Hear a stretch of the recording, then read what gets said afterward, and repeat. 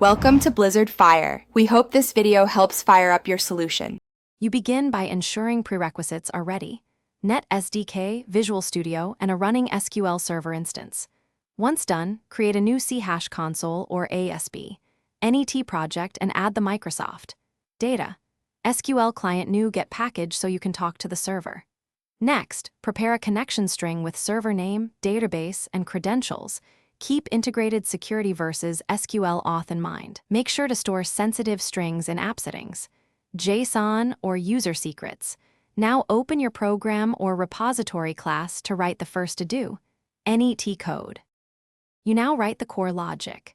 Create a SQL connection using a using block so resources are disposed automatically. Once connected, create a SQL command and always use parameterized queries to avoid SQL injection. Add SQL parameter objects with proper types and sizes. Then choose the right execution.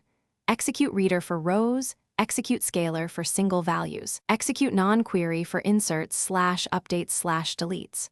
While running, handle SQL exception and log error codes.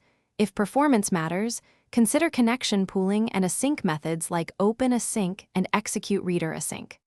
You finish by ensuring every connection and command is disposed. Verify transactions commit or rollback appropriately. Once done, add retry logic for transient faults and consider using Entity Framework Core migrations if you prefer an ORM layer over raw ado. Net. If something breaks, first verify the connection string, server name, port, and credentials.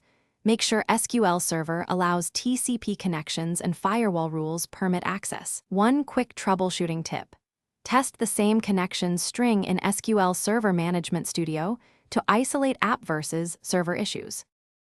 Thanks for watching. If you found this helpful, don't forget to like and subscribe.